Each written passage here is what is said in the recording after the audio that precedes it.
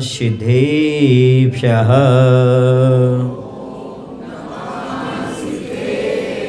ॐ नमः सिद्धेभ्यः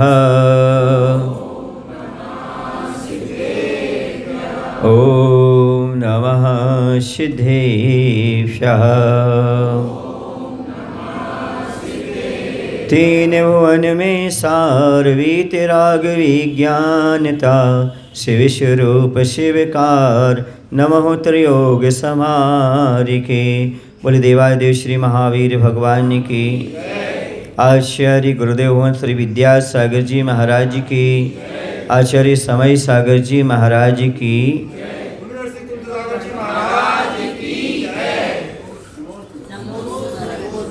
हर परिस्थिति में खुश कैसे रहें। बड़ा कठिन है आज खुश रहना, बड़ा कठिन है अपने आप को खुश रखना। दूसरों को खुश रखना तो कठिन है ही, लेकिन आज के युग में खुद को खुश रखना भी बहुत। एक बात ध्यान रखना, एक व्यक्ति हर किसी को खुश नहीं कर सकता और हर कोई एक व्यक्ति से खुश नहीं रह सकता। इसे सबसे पहला चक्कर छोड़ दो दूसरों को खुश करने का। आप हर परिस्थिति में खुश रह सकते हो। हमारा बचपन से बुढ़ापे तक इसी में निकल जाता है हम दूसरे को खुश कैसे करें। और स्त्रियों को तो सबसे पहला काम यही करना पड़ता है। जब बचपन में रहते तो माता पिता की खुशी, भाई की खुशी की चिंता रहती है, और जब शादी हो गई तो पति की, और यदि अच्छी हैं तो सास ससुर की खुशी के बारे में चिंता कर ली। जब बच्ची थी तो माता पिता के बारे में, जब पत्नी बनी तो पति के बारे में, सास ससुर के बारे में, और जब माँ बन गई तो बच्चों की खुशी के लिए जीती है। स्त्री पर्याय का पूरा जीवन दूसरे की खुशी में निकल जाता है, दूसरे को खुश करने में निकल जाता है, दूसरे के बारे में सोचते विचारते निकल जाता है। हर परिस्थिति में यदि खुश रहना चाहते हो, हम बाहर की बातें कम अंदर की बातें सबसे पहले बता देते हैं। मात्र एक ही काम करना है, अपने अंदर सच्ची श्रद्धा जगाना है। आप कहीं भी रहोगे बस कर्म सिद्धांत को पकड़ लो। चाहे सीता थी, चाहे अंजना थी, चाहे मैना सुंदरी थी, चाहे श्रीपाल थे, चाहे रामचंद्र जी थे, इन सब ने हर परिस्थिति में सुख हो जाए उसके पीछे था मात्र श्रद्धा कारण। सच्चे देवशास्त्र गुरु पर जिन वाणी में जो वचन कहे गए उन पर श्रद्धा कर लो, आप हर परिस्थिति में सुखी रह सकते हो, खुश रह सकते हो। मात्र एक श्रद्धान, भगवान पर श्रद्धान। ये जो कुछ मिल रहा है हमें वो सब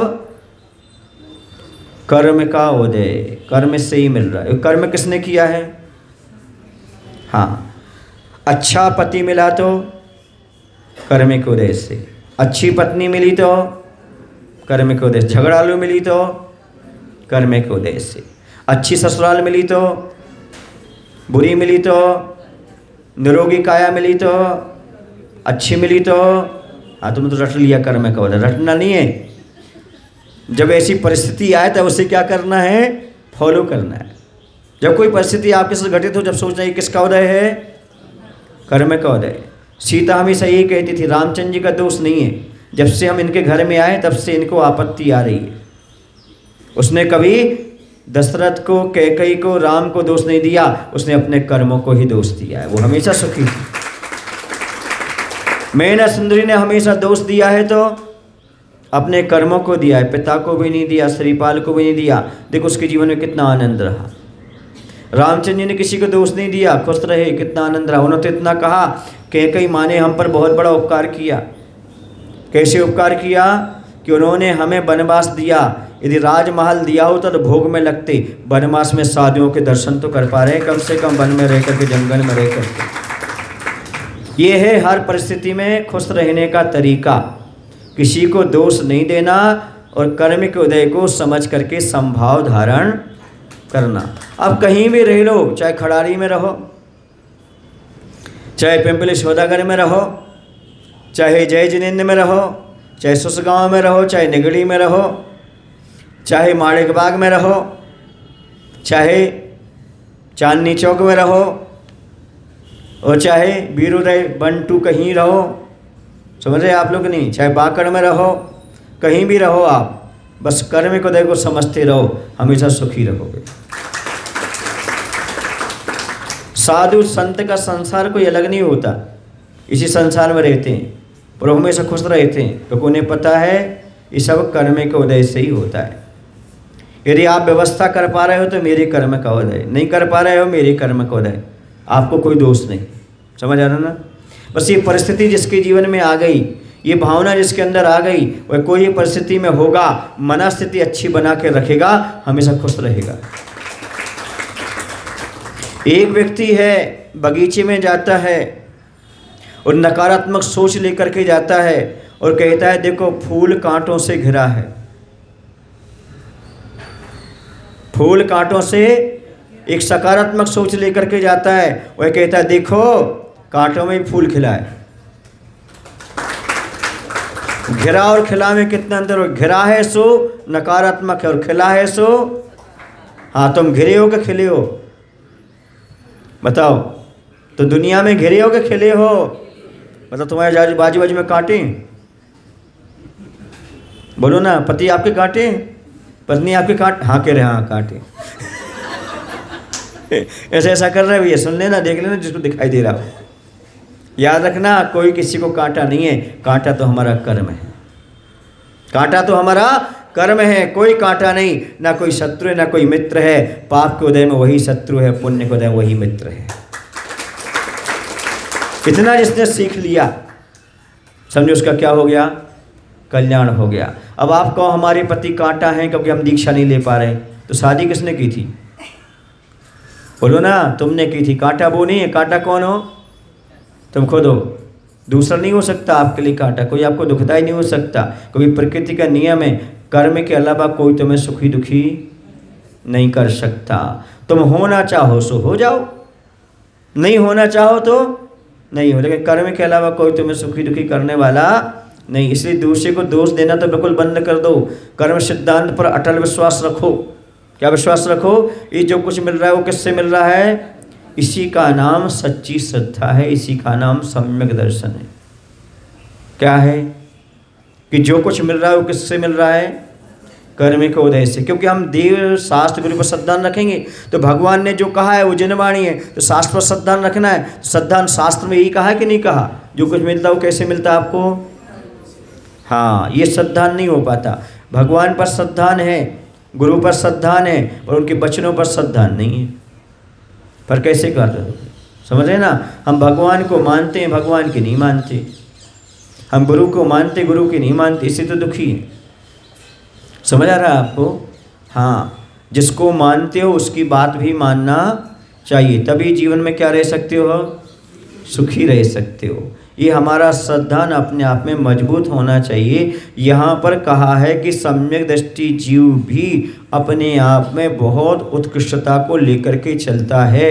देवताओं से भी ज़्यादा सुखी सम्यक दृष्टि रह सकता है, मात्र धारणा के बल पर, कर्म सिद्धांत को समझकर। किसको समझ करके? हाँ, रह करके आराम से सुखी रह सकता है, कोई दिक्कत नहीं। ये सब किसका उदय है भाई? कर्म का उदय है। आप लोगों को शायद मालूम हो या नहीं मालूम हो, एक पंडित जी हुए हैं, उनका नाम खोल नहीं रहा हूँ, आप समझ गए हो, समझ जाएंगे। उनकी पत्नी हुक्का पीती थी। क्या पीती थी? याद आ गया? क्या नाम था उनका? गोपाल दास जी। हाँ, और भर के कौन देते थे हुक्का? बरैया जी। बोलो भैया, तुम्हारी पत्नी ऐसी तो नहीं है ना? बोलो ना। तो फिर भी वो सुखी थे, और आप फिर भी दुखी हो तो कैसे बनेगा? समझ आ रहा ना? आपके पति तो इतने अच्छे हैं कि आपके धर्म ध्यान में सहयोगी हैं, आपकी पत्नी धर्म ध्यान में सहयोगी है, बहुत अच्छा ये मान करके चले आप। आपको कोई ऑब्जेक्शन तो नहीं है ना धर्म ध्यान करने में? समझना, बहुत पुण्यशाली हो तो। समझ गए? फिर भी इसके बावजूद दिक्कत करते तो तुम्हारी कमी है वो। समझ आ रहा ना? हमारे यहाँ ये कमी है, ये कमी है, ये कमी है, इस कमी को मत देखो, बल्कि ये देखो हमारा जीवन साथी भगवान की भक्ति करता है, ये बहुत बड़ी बात है। हम श्रद्धावान हैं, ये बहुत बड़ी बात है। अभिषेक करता है, पूजन करता है, ये बहुत बड़ी बात है। इतना ध्यान रखो। समझ आ रहा? हाँ, मैं तो सौभाग्यवती महिलाएं उन्हीं को मानता हूँ जिनके पति सुबह से अभिषेक का सौभाग्य प्राप्त करते हैं, पूजन का सौभाग्य प्राप्त करते हैं। जिनके पति यहाँ ना आए हों, आज का वीडियो उनको जरूर सुना देना, कहने हाँ हमें सौभाग्यवती बनाओ, अर्थात आप अभिषेक पूजन रोज करो। ये किसने कहा है? महाराज जी ने कहा है, बता देना उनको। समझ गए ना? क्योंकि सौभाग्य इसी का नाम है। मात्र पैसा कमाना ही सब कुछ नहीं है, क्योंकि वक्त पर पैसा काम नहीं आता। क्या आता है? पुण्य काम आता है, धर्म काम आता है। उसके बारे में भी सोच और विचार आप लोगों को कर लेना चाहिए। जहाँ भी सम्यक दृष्टि जाता है, सच्चा श्रद्धावान जाता है, उसकी वहाँ भी व्यवस्था हो जाती है, नरकों में भी उसकी व्यवस्था हो जाती है। कहाँ पर? क्यों? पूछो क्यों? क्योंकि उसका कर्म जो है वह विचार ऐसा करता है कि उसी की वो रक्षा कर लेता। दूसरा करे या ना करे, उसके विचार ही उसके रक्षक हैं, उसकी भावना ही उसके रक्षक हैं, और मिथ्या दृष्टि के विचार ही उसके दुश्मन है। दूसरा कोई दुश्मन नहीं है, उसके विचार ही है। एक एग्जाम्पल आपको दे रहा हूँ, शायद यहाँ दिया हो ना दिया हो, दिया हो तो दोबारा सुन लेना, नहीं दिया हो तो पहली बार सुन लेना। बचपन में जब आप जैसे थे हम, तभी एक बार एक प्रदर्शनी देखने के लिए गए थे। क्या देखने गए थे? प्रदर्शनी देखने के लिए वहाँ पर गए। खूब अच्छा लगा प्रदर्शनी देख करके, लेकिन वहाँ प्रदर्शनी में अंदर जाने का टिकट अलग था, लेकिन वहाँ एक कमरा जैसा बना हुआ था, उसमें 1 रुपये अलग था टिकट, 1 या 2 रुपये जितने भी हों। बोले इसमें जाने का पैसा अलग है।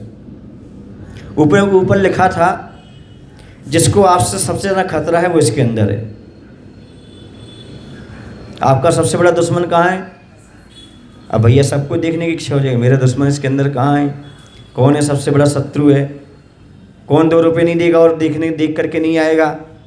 देखा भाई, अंदर गए, अंदर कुछ भी नहीं था, बहुत बड़ा आईना लगा था, उसके ऊपर लिखा था इसमें जो दिख रहा है इसी से आपको सबसे ज़्यादा खतरा है। मैंने समझे आप? क्या इसका अर्थ ये है कि हमारे विचार ही हमारे दुश्मन हैं और हमारे विचार ही मित्र हैं। समझ गए? हमारा मन ही हमारा, पाप में लगा हुआ मन शत्रु है और पुण्य में लगा हुआ हमारा मन मित्र है। समझ गए ना? समझ गए? इसे किसी को शत्रु मित्र मत कहना, बल्कि हो सके तो अपने मन को पवित्र बनाने का प्रयास करना। मन पवित्र होता है, जिसका मन पवित्र होता है, हर किसी के दिल में उसका चित्र होता है। दुनिया में वह कहीं भी चला जाए, हर कोई उसका मित्र होता है। इसलिए अपने मन को क्या बनाओ? पवित्र बनाने का प्रयास करो। अब यहाँ पर कहा जा रहा है कि सम्यक दृष्टि जीव यदि जन्म लेगा तो कहाँ कहाँ जन्म ले सकता और कहाँ कहाँ जन्म नहीं ले सकता, क्योंकि सच्चा श्रद्धावान व्यक्ति कहाँ पर सुखी रह सकता, कहाँ कैसा होता है। तो उसके साथ साथ ये भी समझ लें, यदि वह सच्ची श्रद्धा भगवान पर रखता है तो कहाँ तक जा सकता, कहाँ रहता है। प्रथम नरक विन सट भुजो तिसो बान भवन सड़ नारी, थावल विकल त्रय पशु में नहीं उपजत सम्यक धारी, 3 लोक त्यों काल माहे नहीं दर्शन सो सुखकारी, सकल धर्म को मोल ही इस बिन करनी दुखकारी। सारे सुखों का मूल कौन है? सम्यक दर्शन है। संसार में जो कुछ भी सुख प्राप्त होते हैं, किससे प्राप्त होते हैं? सम्यक दर्शन से प्राप्त होते हैं। 3 लोकों में, तीनों लोकों में, तीनों कालों में। माही माने उसके अंदर दर्शन जैसा सुख देने वाला कोई भी नहीं है, अर्थात सम्यक दृष्टि को सब सुख सुविधा प्राप्त हो जाती है। जहाँ भी जाता है वहाँ उसे सब कुछ प्राप्त हो जाता है। आचार्य भगवान जहाँ भी जाते थे जंगल में भी मंगल हो जाता था। सुन रहे ना? उनके शिष्यों की परिभाषा, जंगल मंगल हो जाता जहाँ हो जाता चौमासा। सुन रहे ना? आचार्य भगवान के शिष्यों की क्या परिभाषा? जंगल में भी, आचार्य की तो छोड़ो, उनका तो है सु था, उनके शिष्यों का भी क्या है? जंगल। क्यों? जो सम्यक दृष्टि होते हैं उन्हें मनुष्य तो क्या, प्रकृति तो क्या, देवता भी नगर बसा करके आहार दान करते हैं। चतुर्थ काल की बात नहीं कह रहा हूं, अभी पंचम काल की बात कह रहा हूं। भद्रबाहु महाराज का नाम सुना आप लोगों ने? कितने लोगों ने सुना? जे नहीं होगे तो सुना ही होगा। और सर्व लोग बेलगुला गए होगे तो गुफा भी देखी होगी। बोलो ना भाई, देखिए ना। कहाँ पर? चंद्रगिरी पर देखी ना। हाँ, तो जब 12 वर्ष का काल पड़ना था, वो उज्जैनी नगरी में थे उस समय, मध्य प्रदेश में ही थे आज के वर्तमान में। और उज्जैन शहर आपको मालूम है ना, वहीं पर थे। वो आहारचर्या के लिए गए। एक बालक था जो कि पलने में झूलने में झूल रहा था। उसको बोलना नहीं आता था, बोल ही नहीं सकता था वो बालक। लेकिन जैसे ही उनके घर में उन्होंने पैर रखा, वो बालक झूले में से बोल पड़ा, लौट जाइए, लौट जाइए, लौट जाइए। महाराज ने तत्काल क्या किया? अंजलि छोड़ी और वहाँ से अलाव करके बिना आहार के लौट करके आ गए। उन्होंने निमित्त ज्ञान से जाना, ये बालक जो बोलना नहीं जानता, उसने ऐसा क्यों बोला कि लौट जाइए, लौट जाइए, लौट जाइए। उन्होंने निमित्त ज्ञान से पता लगा लिया, यहाँ उत्तर भारत में 12 वर्ष का अकाल पड़ने वाला है। क्या पड़ने वाला है? तो उन्होंने क्या किया आपको मालूम है? उन्होंने सबसे कहा, अब दक्षिण भारत में ही चर्या पलेगी। कहाँ पर पलेगी? इसलिए कहाँ चलो? दक्षिण भारत। अपन कहाँ है अभी? हाँ, दक्षिण भारत प्रारंभ हो गया है, समझो। महाराष्ट्र है, कर्नाटक है, तमिलनाडु, ये सब किस में आता है? दक्षिण में आता है।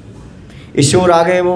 जब इस ओर आए तो ये जगह देखा उन्होंने, आगे एक नगर था। नगर में जाकर के महाराज लोग रुक गए।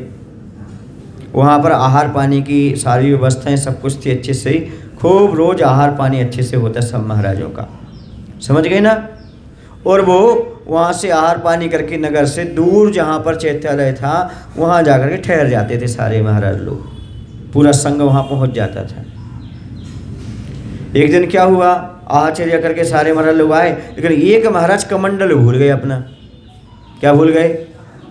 तो वो गुरु की आज्ञा से कमंडल लेने के लिए गए, तो वहाँ एक भी मकान नहीं मिला, एक भी घर नहीं मिला उनको। पंचम काल की बात कह रहा हूँ, एक भी घर नहीं मिला।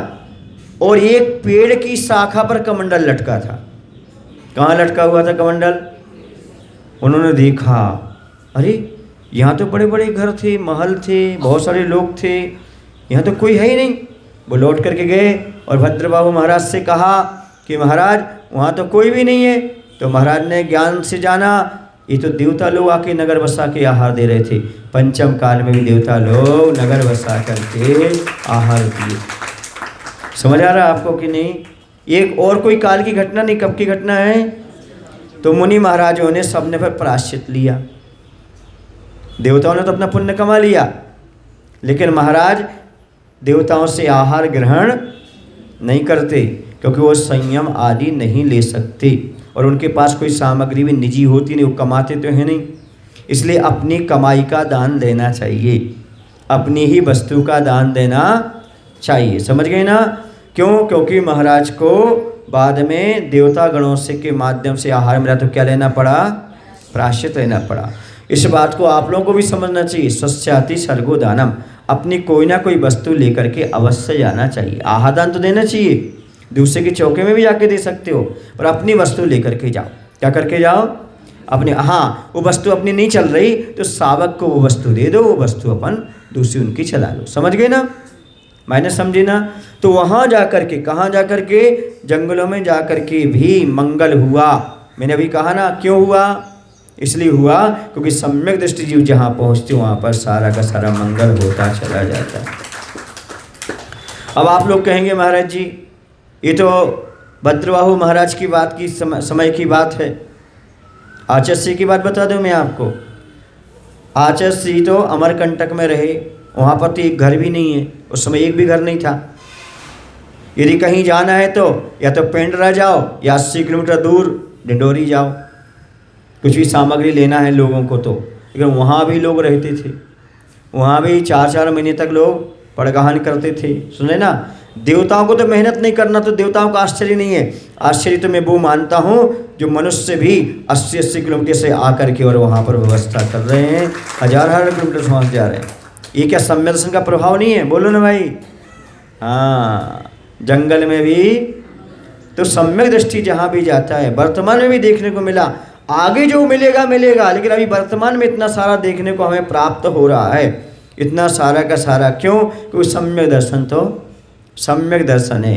किसी परिस्थिति में रहो, कहीं भी रहो, उसका फल तो तुम्हें अच्छा प्राप्त होने वाला है। इसलिए क्या रखो? भगवान पर सच्ची देव शास्त्र गुरु पर सच्ची श्रद्धा जब भी रखोगे, 3 लोक में 3 काल में कहीं भी रखोगे, तुम्हें सुख ही मिलने वाला है। सारे धर्म का मूल यदि कोई है तो सम्यक दर्शन है। सम्यक दर्शन के बिना कोई भी क्रिया आपको मोक्ष देने वाली नहीं है। इसे सम्यक दर्शन की महिमा जो अपने आप में गाई है वो बहुत महत्वपूर्ण। से सम्यक दर्शन को अपने पास बचा करके रखो, वो ही हमारे लिए कल्याणकारी हो सकता है।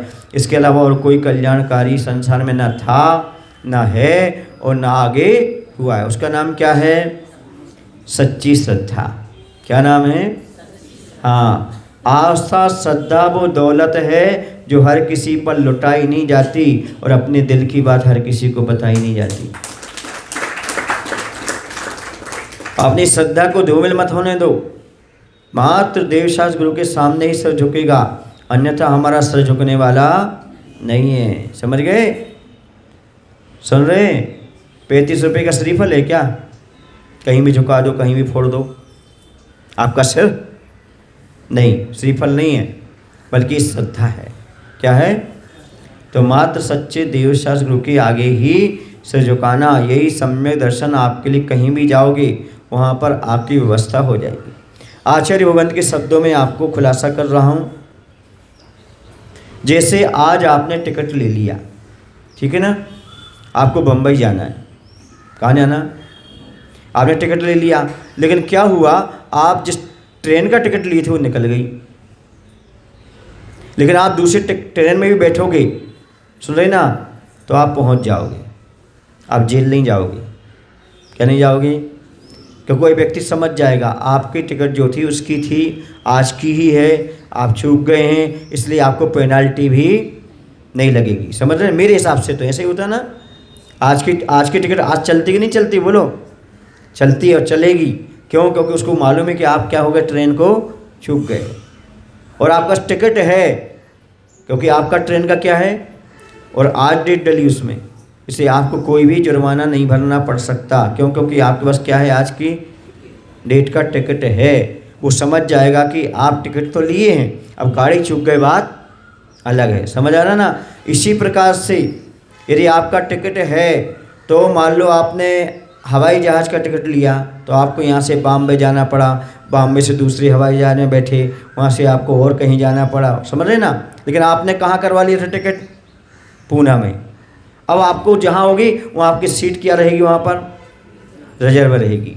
1 दिन बाद जाओ, 2 दिन बाद जाओ, जिस दिन की आपकी डेट है वहाँ पर क्या है, रिजर्व है, और वहाँ पर सारी व्यवस्था आपकी बनी रहती कि नहीं रहती? इसी प्रकार से जो सम्यक दर्शन का टिकट ले लेता है, वो किसी भी गति में चला जाए, वहाँ उसकी व्यवस्था पहले से बन जाए। इसलिए आचार्य भगवान कहते टिकट ले लो। क्या ले लो? कौन सा टिकट? सम्यक दर्शन का। वो कहाँ मिलता है? देव शास्त्र गुरु के चरणों में। सम्यक दर्शन का टिकट घर कहाँ?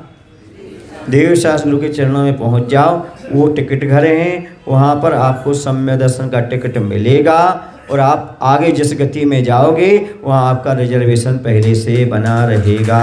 कहीं भी चले जाओ, 3 लोक में 3 काल में, कहाँ पर कहा? 3 लोक 3 काल माही दर्शन सो सुखकारी। दर्शन जैसा कोई सुखकारी नहीं है। समझ गए? 3 लोक में कहीं भी चले जाओ, तीनों कालों में कहीं भी पहुंच जाओगे, आपको इस सच्ची श्रद्धा वहाँ पर सुखी बनाने वाली है।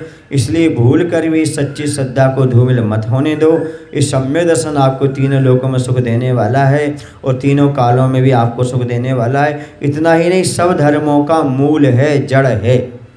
जैसे जड़ के बिना वृक्ष नहीं होता, नींव के बिना भवन नहीं होता, वैसे सम्यक दर्शन के बिना कोई धर्म नहीं होता। यदि आप धर्म करना चाहते हो, वृक्ष को सुरक्षित रखना चाहते हो, तो जड़ को कैसा रखो? हाँ, जड़ को रोज खाद पानी दो। कैसे खाद पानी दे महाराज?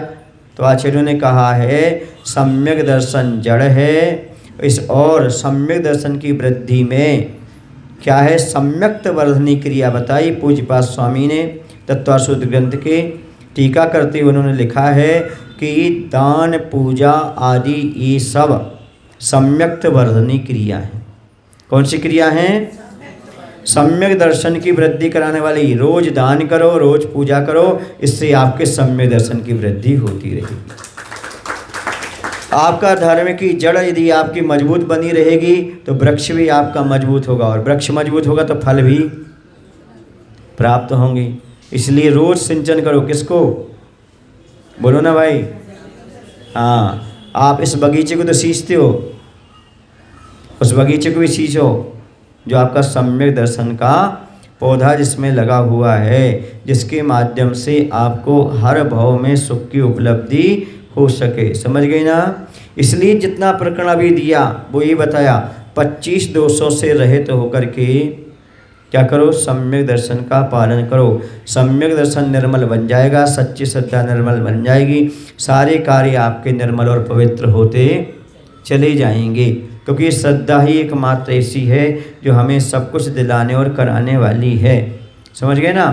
आज आपको ये उपदेश दे रहा हूँ, कल का कोई भरोसा नहीं। सुन रहे ना? समझ रहे आप लोग कि नहीं? ना राज है ना नाराज है जिंदगी, ना राज है ना नाराज है जिंदगी, जो कुछ है वो आज है जिंदगी। आज है जिंदगी मतलब आज का सदुपयोग कर लो। जो आज का सदुपयोग नहीं कर पाए वो कल क्या करेगा? कह नहीं सकते। क्योंकि जिनके हाथों में पल नहीं होते, जिनके हाथों में पल नहीं होते, उनके जीवन में कल नहीं होता। अर्थात जो एक पल का उपयोग नहीं कर सकता आज वर्तमान का, वो कल की सोच रहा है। कल तो कुछ करने वाला है ही नहीं।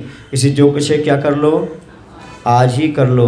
जितना जीवन आपको मिला है, जितना आपको समय मिला है, आज का जितना अच्छे से कर सको उतने अच्छे से सदुपयोग करने का प्रयास करो। एक एक क्षण व्यर्थ मत गमाओ। समझ गए ना? एक बात और बोलूँ आप लोगों से, बोलो ना भाई। मैंने हर कॉलोनी में बोली है, इस कॉलोनी में क्यों चूक जाऊँ? बोलूँ? पालन करोगे? सुनो, कितने लोग हैं जो 40 पार कर गए? हाथ ऊपर करना जरा। जो 40 की उम्र पार कर गए, लगभग हो गए। तुम नहीं हुए तो लगभग 40 तक पहुंच गए लोग। पहुंच गए ना? अब सुनो मेरी बात। ये उम्र आपकी आयु कर्म के बंधन की है। किसकी है? समझ गए आप लोग कि नहीं? यदि आपके लगभग 81 वर्ष की आयु है, 54 वर्ष में पहला त्रिभाग पड़ता है, और कम है तो इसमें 40 बता दिया। समझ रहे आप लोग कि नहीं? ये आपके आयु कर्म बंध का समय मान करके चलो, क्योंकि हमें आयु का पता नहीं हमारी आयु कितनी है। तो क्या मान के चलो? अब आयु कर्म में कैसे परिणाम रखना चाहिए? आयु कर्म बने जब, बोलो, इंटरफियर के, राग देश के, लड़ाई झगड़े के बिल्कुल करना चाहिए यदि नरकायु बांधना है तो। क्या कह रहा हूँ? अच्छे सुनना। आरंभ परिग्रह के, राग देश के, लड़ाई झगड़े के, दुनियादारी के, पंच पंचायत के, ये सारे कार्य करो। किस आयु का आश्रय होगा? नरकायु का। जाना क्या? तो फिर बंद कर दो। ठीक है ना? कितने लोगों को स्वर्ग जाना? हाँ बिल्कुल, स्वर्ग ऐसे बैठे जैसे कोई दे ही रहा हो तुम्हारे लिए। तो अल्प आरंभ अल्प परिग्रह क्या करो? अल्प आरंभ अल्प परिग्रह, हिंसा आदि से बचो, रात्रि भोजन में पानी आदि का भी त्याग करो, आरंभ सारंभ ज़्यादा मत करो, घूमना फिरना ज़्यादा मत करो, अब कल्याण करो। सुन रहे हो ना बीरेन जी? अपने कल्याण की भावना, बस कुछ चीज़ों में हमें विकल्प नहीं। बेटे जाने, परिवार जाने, अब हमें क्या करना है? अपना समाधि मरण करना है, कल्याण करना है। ऐसे भाव सद्भाव रखो ताकि स्ववायु का आश्रय हो सके। तो इस समय किसका चल रहा है? आयु बंध का चल रहा है। राग देश से मत फंसो, निंदा में आलोचना में समय मत गमाओ। समझ आ रहा ना?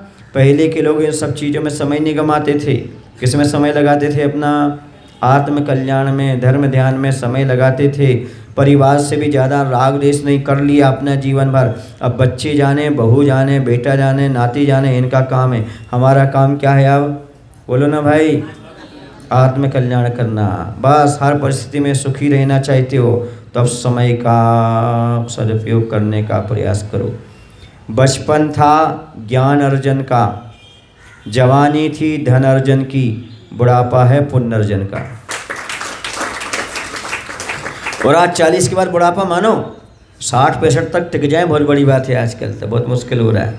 कोरोना के बाद तो कौन लुढ़क जाए मालूम नहीं पड़ता। इसलिए अलर्ट रहो, अपना कल्याण करो, मंदिर आओ, दर्शन करो, पूजन करो, धर्म ध्यान करो, गुरु सेवा करो और अपने घर में रहो। राग द्वेष से बचने का प्रयास करो। पंच पंचायत से दूर रह करके पंच परमेश जी का ध्यान करो। ये आप समय इन सब चीज़ों का नहीं बचा। अपने किसका बचा? ये समय कल्याण दे दिया हमने, 40 साल दे दिए। क्योंकि 40 साल बोलते थे। भगवान महावीर की कितनी आयु थी? बोलो ना, 72। तुम कितना जीना चाहते हो?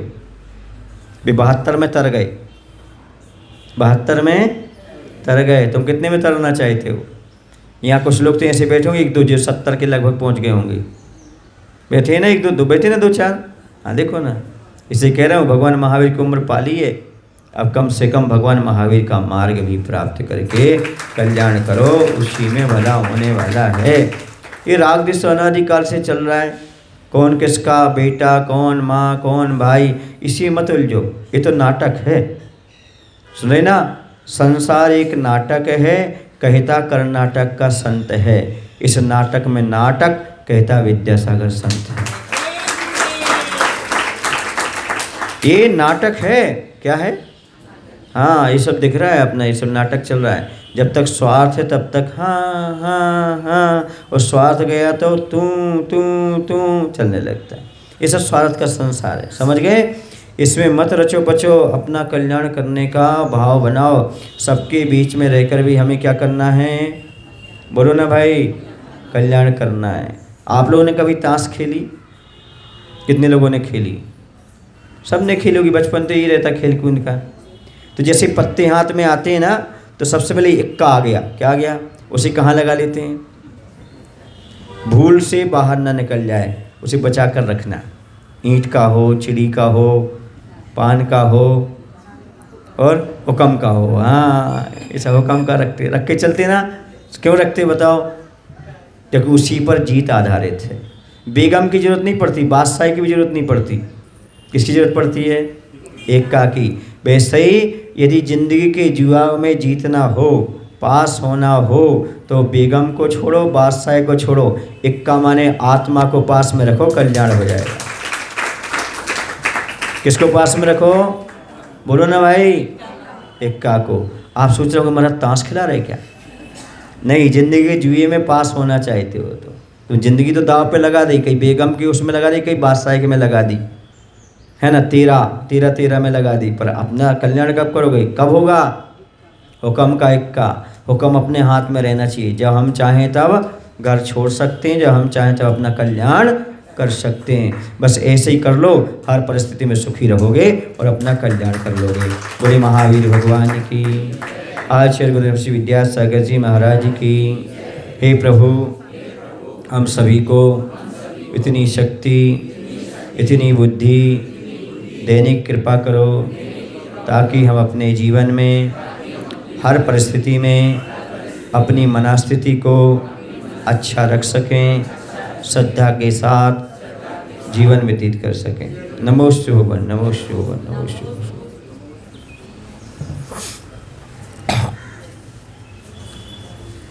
चलिए, जनवरी